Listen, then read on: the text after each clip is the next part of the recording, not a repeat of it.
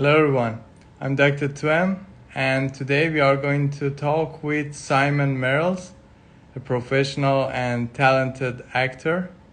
You probably know him from the movie named Wolfman or TV series like Spartacus or Nightfall. So I'm waiting for him to join the chat so that we can get it started. Say hi to everyone. Yeah, by any time he will join, he's ready now. And we can start our interesting chat together.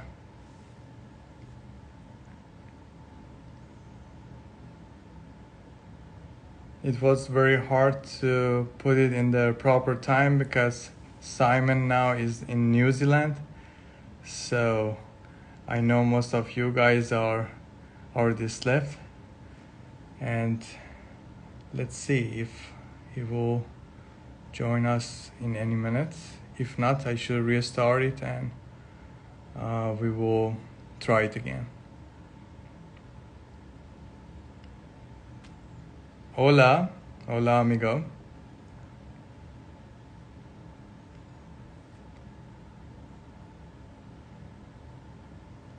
Yeah, viva Mexico. Yes, Simon is here. Let me bring him up. Yes, I sent the request. Hey, Hi. Simon. Hey, good to see you. How are you doing? I'm doing really good. I'm going to put you slightly louder. There you go. So How how are is you? everything going with you in New Zealand? Pretty good. We've gone into another lockdown here, but it's probably the best government in the world for dealing with this. As soon as something pops up, they stamp on it and deal with it immediately and go to the furthest measures they need to go to immediately without any vacillation. And it works. So fingers Yeah, they crossed. did a great job, especially in the first wave. But usually in the islands, it's much easier maybe than other countries. Whenever you are in an Well, island. yeah, there is that, but they're still vulnerable to all the same the same issues that anywhere else would be. They don't have the population density, but if they hadn't have taken the measures they had, then they Of would have course. faced the same problems. It would have spread, and they'd be in the crap. So they're not, and so in one way, I'm pretty lucky to be stuck here Yeah, in one of the safest places in the world. So you would yeah, feel safer there. it's not my home, but yeah, I'm pretty lucky in some ways to be stuck here. Yeah, yeah, So, yeah. Simon, I know that you have appeared in many movies and TV series, but is it true that most of your fans know you from the TV series Spartacus?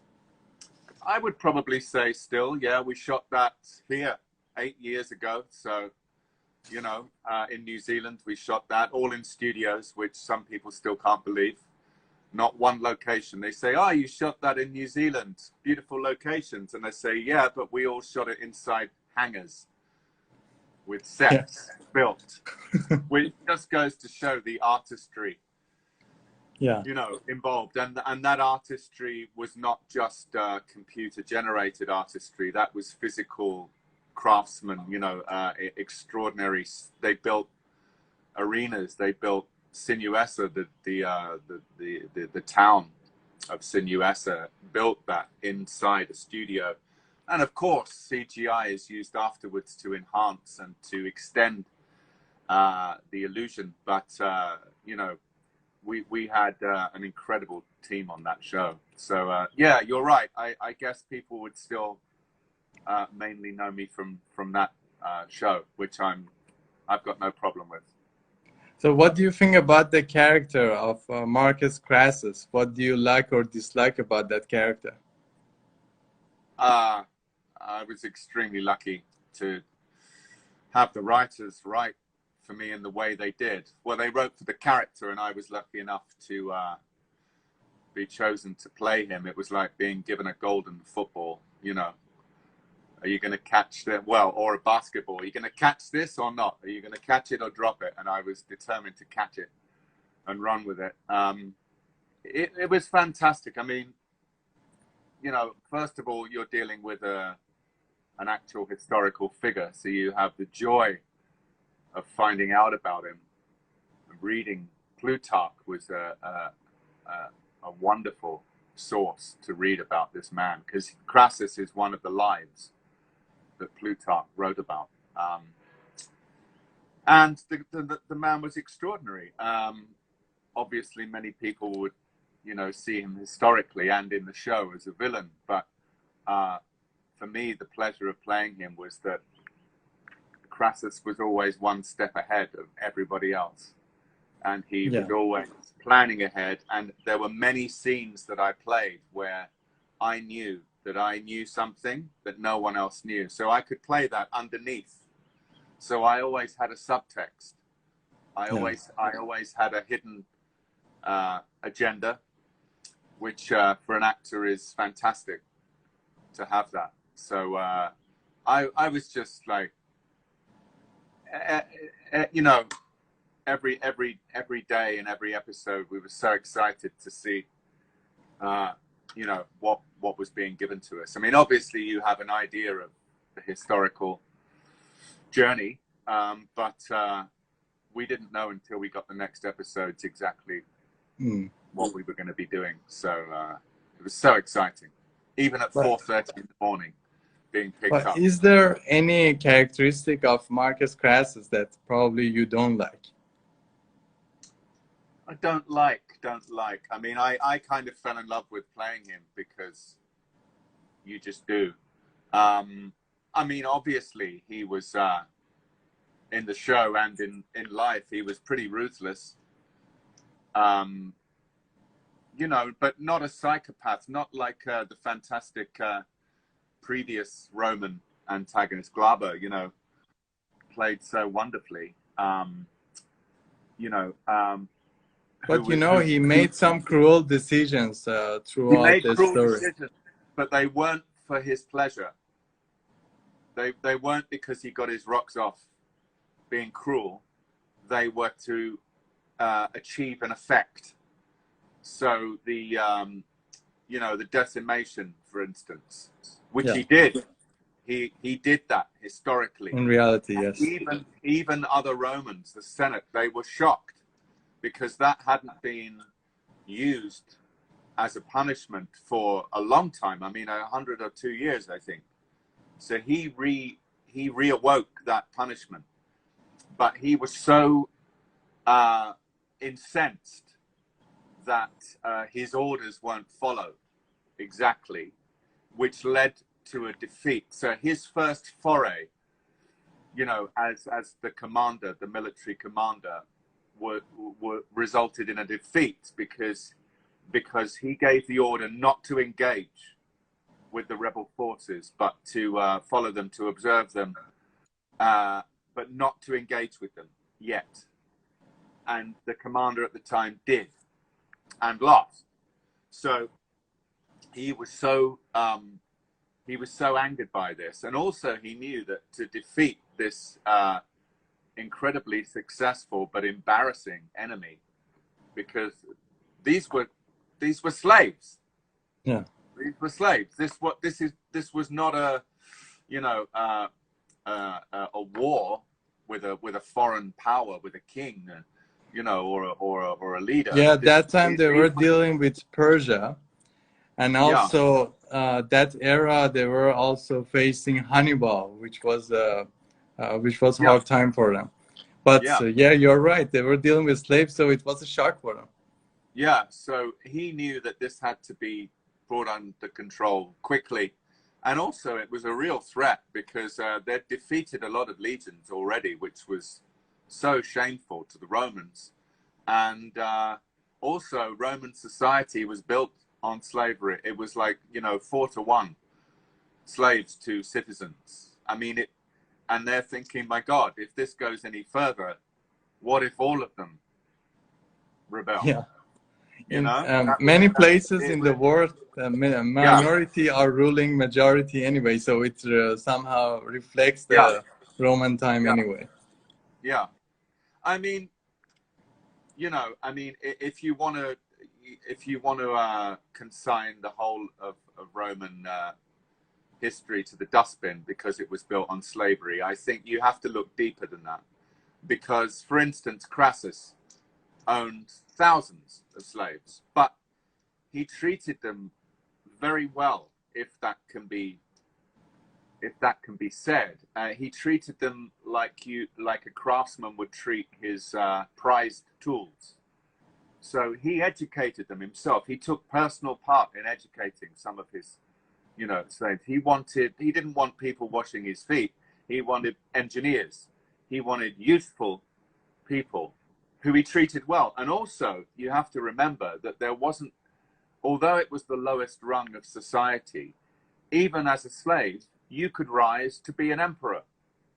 You could work your way and buy your way through merit, get out of your status as a slave and become a citizen. So that was open to them. So there was a different mentality, I think, towards the structure, you know. But going back to him, I mean, yeah, he was ruthless. The decimation was an extraordinarily brutal lesson, but it worked because Yeah. after that, none of his orders were disobeyed. None of them. And they wouldn't be, would they? I mean, it's a horrific thing. It's a That's horrific... true. And people get it wrong. We use the word decimated and decimation now, meaning everything's flattened. But it's not. That's not the sense of the word. The sense of the word is 1 in 10. But So what 1 in about 10. crucifying the slave Well, at the end? they were beaten to death by their fellow soldiers. The soldiers who were unfortunate enough to choose the white stone, as in the show, as you see in the show so graphically. They were beaten to death by their own comrades. It's horrific. It's horrific. But after that, every single command he gave was obeyed without question. So, and of course, it worked. He defeated the rebellion. Yeah, that's true. And then later on, when he did defeat them, the crucifying of the prisoners along the Appian Way from the battlefield all the way to Rome, that was another statement. That was not, I enjoy cruelty. That was the last degree of making a point. Say, don't ever do this again. Because I see. So he was interested in educating people all the time. Yeah. It's the same as when they conquered a foreign power or a you know, an enemy city. They would say, capitulate, pay us tribute once a year. We will give you everything. We'll give you all of our expertise. We will build. We will give you our culture. We will take on your culture. We'll take on your gods. You can worship who you want. We'll even build some of your gods' statues in our society. We'll do all of that, and you will have all of the benefits of Roman, citizenship. But if you go against us, we'll kill all of you, including your dogs and cats. You know. It was one or the other, and most powers eventually said, we'll take the first option. Yeah, wise option. Even though there is brutality there, I found that there's a lot that you can't help but admire. And let's face it, around the world, lots of our societies and structures are still influenced by the Roman model. You know, you only have to go around Europe and America to see the buildings, the way that they build their buildings and the structure, the senators. You know, it's all taken from Rome. Yeah, that's true. But Although you know, they also got inspired by Persian Empire. yes, And of unfortunately, course. they didn't mention anything about Persia through the series. But for No, example, for Cyprus, fortunately, they mentioned, especially yeah, about the perfume. When yeah, Elytia and Lucretia were talking about Cyprus perfume. yeah, yeah, yeah. You know, I guess they have to focus. A writer, you know, Stephen Denai did such an amazing job. The choices he made, and I guess they focused on like a sword. They focused on one storyline and one journey. I mean, if it had gone on, which a lot of people wanted it to, in a way, although the series was called Spartacus, so once Spartacus is dead, I'd say it was a pretty good decision to end it there. But of course, there's more history, and if you'd have gone on, you would have seen the triumvirate between Crassus, Pompey, and Caesar. You would have and possibly gone through to Crassus' ignoble death against the Persians. You know, Yeah, and that was his hubris. That's what drove him to that, because he had everything. He had everything. He's still one of the richest men in history of the world. He had everything, but he still craved more. He craved military honors, which they wouldn't give him. I mean, even for defeating Spartacus, he didn't get a triumph. He got an ovation because they were slaves. It yeah, wasn't considered a noble victory enough to give him a triumph through Rome. So he got an ovation, which was walking through, not on horseback. It sounds a subtle difference to us, but it was a big thing to them. So he wanted that. He wanted that final laurel, because in Roman society, it was the ultimate. It was the ultimate test of greatness. You know, you could be great in all other areas, but if you lacked military honors of the highest degree, then you hadn't quite reached the top of Roman society. So that was his downfall. You know, yeah. and I'm sure we would have seen a lot more of, you know, the Persian Empire if we'd have gone on, but we didn't. So Yeah, yeah, it was concentrated on Spartacus, as you said. yeah, So that was natural, we yeah, could say. And I enjoyed it the way that each episode was very attractive. And yeah, each episode has a point at the end of it. You yeah, could feel like a story ended in one episode. yeah. Mini movies in a way. And it's very hard to keep on with it for 4 seasons. Yeah, And I believe writers and Steven specifically, they did a great job with that because they really did.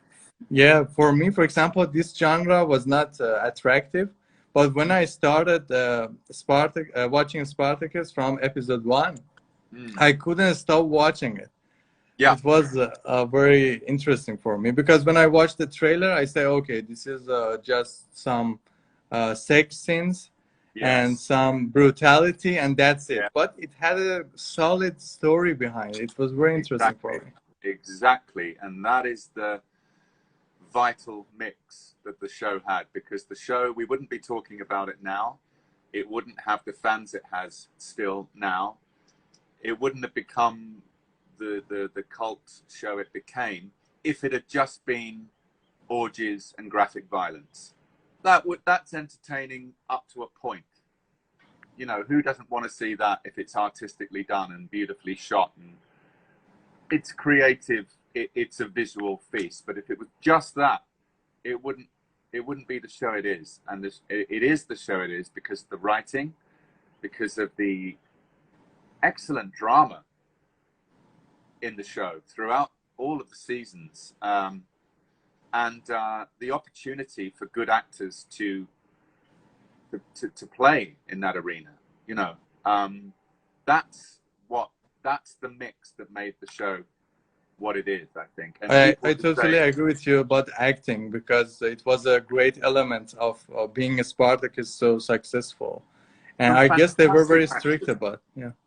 Yeah, you know, when I got the job, I was so happy, and then went straight into training, the most extreme training of my life. I'd never trained really. They gave me the job anyway, which I'll always be grateful for. But I kind of, that changed my life. Fell in love with that. Fell in love with it. You know, never looked back. You know, you wax and wane. You don't maintain that level of fitness all the time, obviously. But I loved it. You know, I loved the whole journey. And I hadn't seen the show. I knew about the subject matter when I auditioned, but I hadn't actually seen the show. So then I started to watch the show, and I'm like, I start watching the first season, and I'm going, oh my God, you know. And then they had the bravery through the tragedy of Andy Whitfield and that whole, you know, they had the bravery not only to change the style and to grow, not to stick to one thing. You know, the style they started out with was very graphic novel, very cartoonish in a way, the graphics. And they kept an element of that, but moved beyond that. And then when Andy, who I didn't know, but obviously I heard a lot about, when he got sick, and they bravely decided, we're not going to cancel, we're going to do a prequel, which was excellent, hoping he'd get better. And then tragically he didn't. Then they made the further brave decision to recast, you know, and then Liam came on board, and I heard about that whole journey, which was very hard for him and for a lot of people. But my God, he grew into that so extraordinarily, you know. Kudos to him, you know. Yeah, after Andy, we thought, well, no one can do it, but fortunately, yeah. Liam nailed it. Yeah, my God, you know. And the thing is, of course, we trained together and knew each other and hung out, but we didn't work together until the end of the season. So that was so great as well. And those, of course, those last episodes, it was so great doing those scenes with Liam. And, you know, I remember when we did the scene on the hilltop before the final battle, and I said to him, how are you feeling? And he said, I'm nervous. And I said, me too, because we'd both auditioned with that scene. So we'd been looking forward to this scene the whole season, you know, knowing that it was coming, slightly rewritten and changed. But it's a wonderful scene for actors to play. And once again, with Crassus, you know, I had this knowledge, and then Spartacus let slip that it was a woman who killed my son. And I have to show that I've taken that in, but that I'm not giving it away, that I didn't know. All of those things. Yeah, that scene was pretty intensive. The way you act that part was really intensive. Well, Yeah. I know you're a professional actor, but what would you say was the hardest scene that you played? Was it the one that you mentioned? Hard. I don't know what. Yeah, I don't know about hard. I mean, I wanted to give, you know, I wanted to give the character and the show my best in every scene I did, really. I mean, hard physically. There were physically very hard episodes and scenes. Obviously, my first episode, but I was ready. You know. From landing in New Zealand to my first day of work, I think was about 6 weeks. So it was a month of boot camp, hardcore boot camp, which changed my body and mind. And then another 2 weeks when they started filming, before the Crassus family was, you know, introduced. And obviously that first episode for me was most of it fighting with Hilaris. Yeah. Fantastic Richard Norton, who is a gladiator in real life. You know, I was very lucky to have him as Hilaris. He was fantastic. You know, he was 63 when we shot that. Yeah. I mean, he's unbelievable. He's like made of wood. He's like wood and steel. So, but that was in a gravel pit, and it wasn't fine sand. It was builders. So every time you went down, you were like rubbing the skin off your knees and your elbow. But, you know, so what? It was great. I mean, it was it was very physically hard, but I loved it. You know, I loved it. And with intense scenes, you know, like when they bring in my son, he's dead, and the scene starts on the page. Like I start speaking to Caesar immediately, and I said to Michael Hurst, I think, who's directing that episode, was it? Yeah, I might have got it wrong about the director. Apologies if I did. But I said, can we just have a moment with Crassus touching his son, looking at him, and feeling the emotion before he starts talking to Caesar? And they said yes. So, you know, that I wanted, you know, that moment to ring true, that this is his son. He's still the commander, but he's showing his grief, you know? Yeah. So that was an important scene, I think, for me. Yeah. Yeah. And about the intimate scenes were really intimate indeed. Oh, so yeah. yeah. So how the actors could be professional about it, so that it could be very natural for the audience. Rehearsal, respect. Basically, the only scenes that we rehearsed or plotted beforehand were obviously the action sequences. Obviously, you rehearse those a lot before you shoot them, and on the day you go through them again before you shoot them. So and the love scenes. So the love scenes, you meet with the director on another day with nobody else there, and you discuss the scene. I mean, I was lucky because I had, you know, Jenna, who was fantastic. And as a character, I just had a love story. So my, you know, our sex scenes, our love scenes were coming from a point of two characters who were meant to be in love. They weren't simply orgies or whatever. I think those scenes were harder for the other guys. I know that sounds funny, but when you're there for 10 hours shooting these scenes, you know, and it's just, it's not what people think it is, you know. But with us, so we'd go there on the quiet set, no one else is there, and discuss with the director. So the scene starts here, and then you might say, well, how about if I kissed you, and then maybe I put you down here, would that be okay? And then, yeah, and then maybe I could move there. And he said yes, and then I can shoot through the gauze here with you there. And so you work it out. You work out a geography, almost like a dance, you know. So when it comes to the day, when you're shooting it, you have this map in your head. It's not just like saying, okay, guys, get it on. That would be horrible. Yeah, of course, yeah. You know, but you have this map in your mind. So then the actor in you takes over, and you want to make it look absolutely natural and real and passionate. You don't want a love scene to look awkward or with people holding back. You can't hold back. You have to make it seem as though you're in the throes of passion, even if you're not. That's your craft, you know. But the rehearsals really really helped with those scenes, because you weren't going in blind, you know. And you know, everyone was very respectful on set. You know, you get nervous, obviously. I mean, I'd never done anything like that. I'm not sure about I think she had before, but certainly on TV.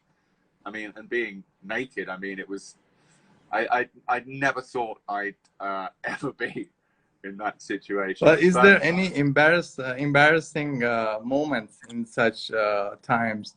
Like, for example, unwanted erection, for example, suddenly. Then No, not in our case, because like I say, your job is to suggest passion and love, like your job is to suggest anger or murderous rage in another scene, that you're not killing somebody, but you're not beating somebody to a pulp, but you have to lock into that zone where you are performing that, you know. So you are fully committed to the scene and to the Yeah. emotion that you should have, that you don't even think about such things. No, exactly. I mean, I'm proud of those scenes because I look at them and I believe the characters. I believe that they are making love. I believe that they are in love, in the throes of passion. So that's all that matters. The fact that we're not is irrelevant. So that shows that only professional actors then they can pull it off. It's not that easy to pull it off such scenes. I don't know. It's different for different people. Some people have a different reaction to those scenes. I mean, with us, you know, we were respectful. We'd done our work beforehand. We'd rehearsed. We knew the positions we were going to go to. We knew the shot sequence. And you're not filming it all in one go. Of course you're not. You're doing it shot by shot. So you stop, you relax, you do another take, then you move to the next, you know. Yeah. And it was interesting for me that even for the love scene, they had design in their mind. Like, for example, each one of the love scene was totally different from other couple. And they showed the chemistry between those two perfectly. Or even if it was threesome for example, Gannicus, it showed that exactly what's going on as a design. It totally showed. It was perfect. Totally. Yeah.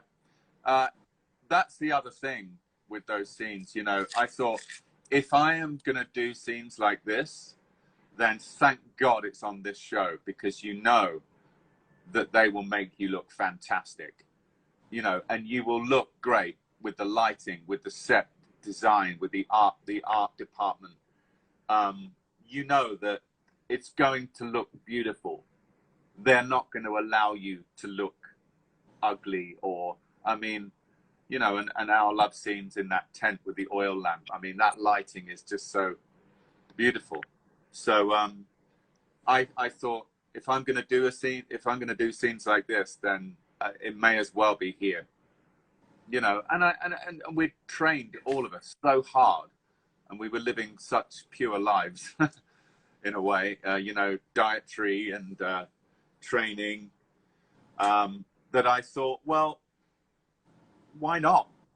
You know, it's usually women who are always the ones who are required to be unrobed in movies or TV series usually, and the guys somehow get away with not being. And I think it's really unfair. And so I liked the aspect of democracy in it, like naked democracy. You know, it's like, that's why women love the show. Not just because of that, but I think that's what a lot of the female audience appreciate as well, that it's across the board. You know, it's not just, let's see the women strip off, but the men strip off as well, you know. Which is obviously realistic and natural, because that's what happens in life. Usually in the different movies, you don't see that, but you totally showed it in a natural way. Yeah. The thing you want to get across is, even though in reality, beyond that square that the audience are seeing, there's a whole studio full of people. It might be reduced for the intimate scenes, which it is, and they might be a little bit further away. But there's a room full of people. There's an army of people there supporting you and working with you.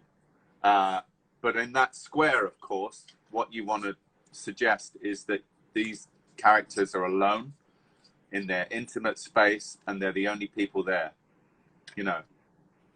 So that's the zone you get in your head when you play those scenes. It's just the two of you, you know. Yeah. And you mentioned about the physical training, and when we watch the behind the scenes, we see that you guys work out very intensively. It's like you are working out in a ludus. Still to this day. I mean, I trained on most jobs I've done. You know, Nightfall. I did a show called Nightfall, and we did a little boot camp there, and they had a great stunt team, but nowhere near the. It wasn't the same requirement because Spartacus's aesthetic was so physical. People had to look a certain way on that show. You know, you can't be in that show playing certain characters without having trained and reached a certain aesthetic physically. So we did 4 hours a day, 5 days a week in a boot camp, and that's everyone. Like the big stunt team, the fantastic stunt team, about 20 guys, maybe more sometimes, and nearly all of the actors, you know, and then I joined that on day one. Hi, Simon. Nice to meet you. Yeah, hi. Right, so we're going to start with the New Zealand Fitness Army test. Yeah, that was, I was very quickly forgot my own name. I didn't vomit, which I don't know if that's a good thing or a bad thing. They say if you don't vomit, you're not trying hard enough. But I did try. And that was day one. And I'd often be found slumped against the wall with a vacant glaze because I was on a strict diet as well. You know, you'd go for a morning walk at 7 a.m., hard a power walk, 50 minutes, then egg white omelette, then straight to boot camp, 4 hours, hardcore stuff. But in 2 weeks, you have shredded. You know, I was eating a kilo of poached chicken or fish and a kilo of vegetables every day.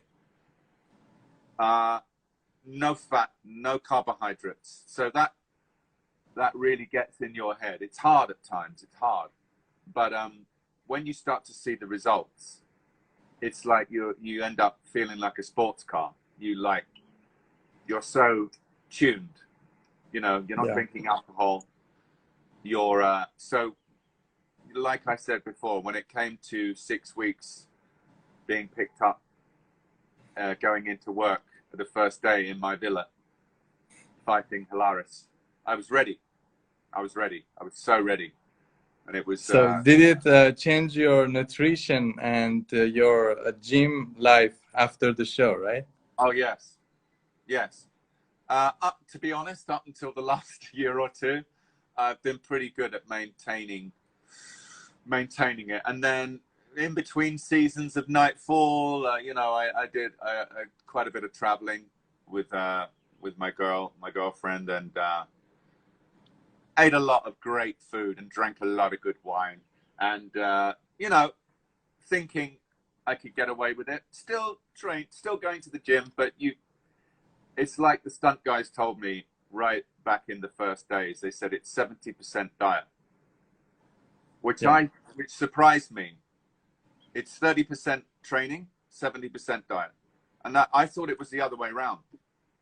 But no, you can still train, but if your diet is crapola, then you're going to cover it all with a layer of butter, which I did. So I've been endeavoring to drop that. And I know how to do it because going back to Spartacus, I know what to do. I know how to do it. It's just hard sometimes. We should be looking at the comments here. I always forget to do that. Yeah, it's very hard to keep up with them at the same time. I have conversation, but I also do my best to read them all as much as possible. Also, someone asked about season 3 of Nightfall. There's no season 3 of Nightfall. There's this strange thing going around the internet. I don't know why. I don't know what I don't know how it helps anybody to put that forward, but there's no season 3 of Nightfall, you know, unfortunately. After season 2, you know, there were plans. There was a writer's room. They were writing the season, but very quickly that was stamped on, and we got the word that the show wouldn't be going on. So, Yeah. you know, we were sad about it, but this happens in TV. There are lots of different reasons. Viewing figures, for whatever reason, went down. You know, we're proud of the show. Love the show. The 2 seasons were very different. And we had a great time, and we wanted to continue telling the story. But this is what happens in TV sometimes. It just happens, Yeah. and you just have to bite on it and move forward, you know?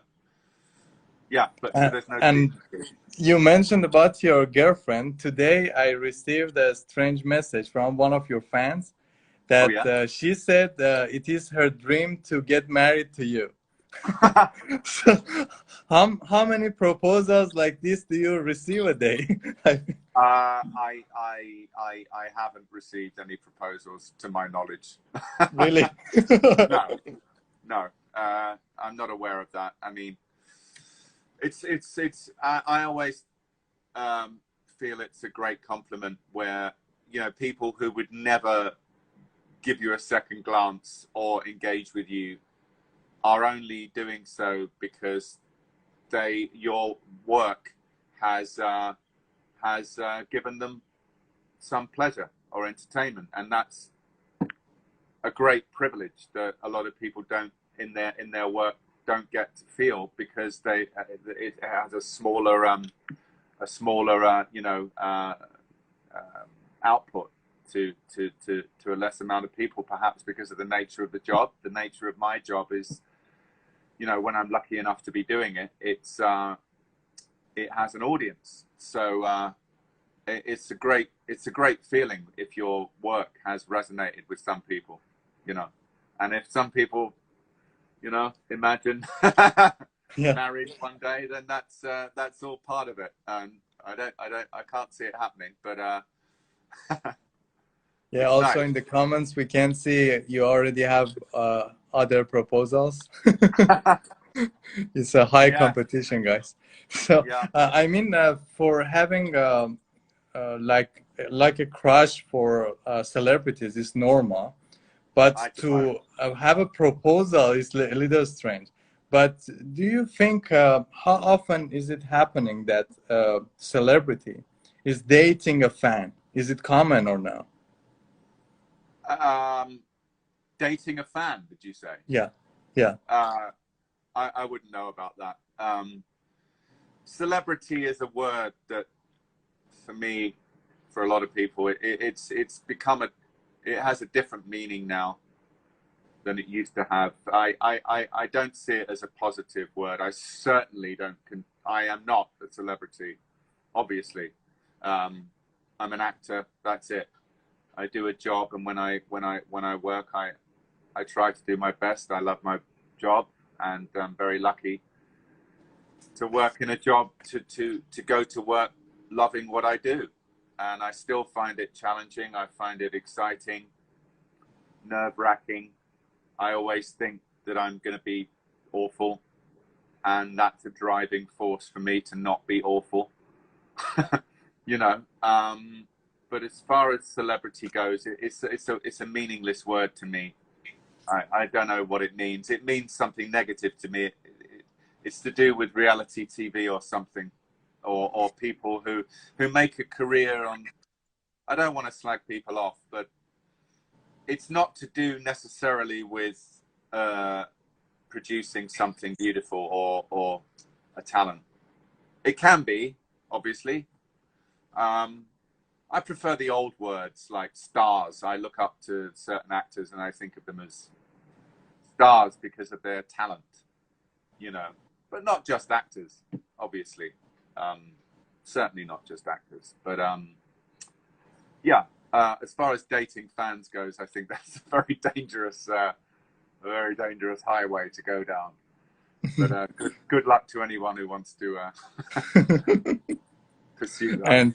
and guys, please don't send your application to me. Just contact Simon at least for that, because Yeah. I'm receiving the applications now, and none Okay. of them are for me, so I get jealous too. So don't The send me to. wonders of social media. Yeah. Yeah. We're all friends now. Yeah. And by the way, I wanted to ask you, who was your favorite character from the whole seasons of Spartacus. My God. Well, I loved. Well, there were so many. From Other Sea, I love Batiatus. I loved the way. Maybe the way because he of played. John, it happened like that. Because John He was totally nailed it. fantastic, and he was fantastic in that. And he showed, and it was a great benchmark because you are in this heightened, stylistically heightened show. Everyone's walking around dressed in costume. So, as one of my first director, Max Beasley, not Max. Oh, God. Yeah, sorry. It's been 8 years and names are going out of my head because of my head, not because they're not memorable. He said, you know, you're all walking around in. What we don't want is people playing the costume. The costume plays itself. The environment plays itself. The story plays itself.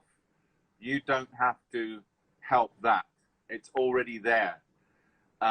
Your job as an actor is to play these scenes believably and inject a naturalism into this heightened environment.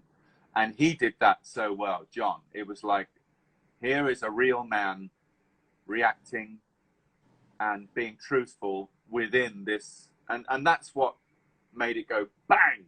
It really worked, the two things. Because if you're standing there playing the costume and everything is theatrical, then it would be crap. You know, it wouldn't work. It wouldn't work. It would be a double hit, you know. But if you leaven the bread with naturalism, you know, it comes out all right from the oven. Yeah, I absolutely agree with you about John because in the first season, especially when I was watching his play, I wanted more scenes to be about Batiatus because I was enjoying his act so much. And I could exactly say the same thing about last season about you, because I wanted to see more scenes about Marcus Crassus because of your acting. It was great. Thank you. Thank you. Well, you know, a lot of actors say it, and it's because it's true. It starts with the writing. You know, it starts with the writing, and then it goes to all the other things that make a show or a part successful. The actors you're working with. I was very lucky with Todd and Christian and Jenna. You know, just a great group of people to work with, and the great directors we had, you know. It was a gift to me, you know, a real gift to be given that. Certainly changed my life, my head, and, you know, to be given that responsibility in a way. I mean, I played lead roles or whatever you want to call them, or big roles on stage. I've done a lot of that, but never on TV. So to be given that trust, and I did feel I'd seen the other seasons. I knew this was the last season. I knew it was a very loved show, and that the bar had been set high, and I didn't want to let it down. You know, I didn't want to let the show down. I didn't want to fuck it up. I wanted to. Yeah, it was totally shown that you were doing your 100% for this role. It totally showed. Thank you. Yeah, I'm proud of it. And I've tried to carry that forward. You know, every job is different, but I've tried to carry forward the work ethic, the ethic of trying to do my best. You know, not always succeeding. I still don't like watching myself, but you have to, as an actor, I think, eventually. You know, and sometimes, you know, you think you've nailed something and you come away so puffed up with thinking that is going to be great. And then you watch it and you're like, oh, it's not really. And other times you might not feel anything much, and you come away and the director's going, "What do you mean? It was good. It was good." But you don't feel it at all, and then you watch it and you think, it wasn't bad. So it's a funny job. It's a strange job, but I do love it. Yeah. That's great. And Simon, let's do something fun. We have a challenge named Crazy Eyebrow. We try to pull one of our eyebrow up like this or the other one. I saw Marcus Crassus does it very good. Yeah. you totally nail it. Yeah. Sometimes one stays up and I don't realize it. You know. So naturally it happens. It's not related to Marcus. It does happen naturally, but sometimes I'm watching something and I think, "Oh, put your frigging eyebrow down." Come on. But it's a sometimes unconscious. Yeah, it's usually this one, I think. Yeah. I see. I thought it was a part of the character that he wants to show that he's determined or something like that. Well, the character is you. You put it through the prism of yourself. Every actor does, even the greatest chameleons. Some actors, you know, will go into it and they'll always be themselves, but they're so talented that they force the character through themselves and it comes out. They're always themselves. Then they don't change too much. There are those kind of stars, those kind of movie stars. You know, Jack Nicholson. I think it's fair to say that he's done a great variance of roles, and he's like one of the gods. You know, one of the greats, one of the true greats. But he's always Jack somehow.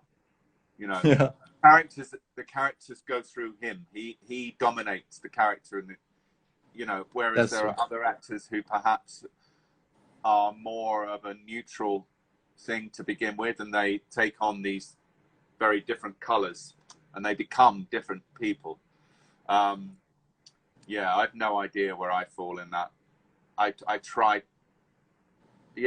to find the truth in each different story and to play it. But you can't help but be yourself. You can't help but, this is your meat, this is your tool, so it's gonna come through you one way or another. So well, I think this is a good thing that is coming through you, because you are making that character as your one part of yourself, and the combination creates the thing that as viewers we are seeing, and it makes it unique. If someone else plays Marcus Crassus, it will be totally different thing. Of course. Even the description is the same. They say you should do this, you should do that. But it's a good thing that you bring your own style into the character. I think this is a good thing. Yeah, absolutely. You're absolutely right. You could have the same character description and another actor playing it. You'd get a completely different flavor, a different take on the character. I'm just really happy it was me. I'm glad they decided on me, because yeah, it was a golden treasure trove to be given. Yeah, we are also very happy that you had that part. So it was wonderful. And Simon, you are such a wonderful, fun and humble guy. I never get tired talking with you. I never get enough. And I want to get tired. Yeah. And I really appreciate the time you've given us today. You're welcome. And yeah, I hope that we will see more, how to say that, more movies, more TV series, and more of you in those scenes that we will enjoy the next project as well. I hope so too. I hope so too. It's an uncertain world at the moment, but you know, I hope we all get through it one way or another before too long. Yeah, so Simon, thanks a lot. Ciao. I wish you luck in your life and also artistic life. And thanks a lot for your time today. Thank you so much. Great to meet you. See you, Simon. Yeah. Bye, everybody. Bye. Ciao. Thanks for everybody joining us today. And see you.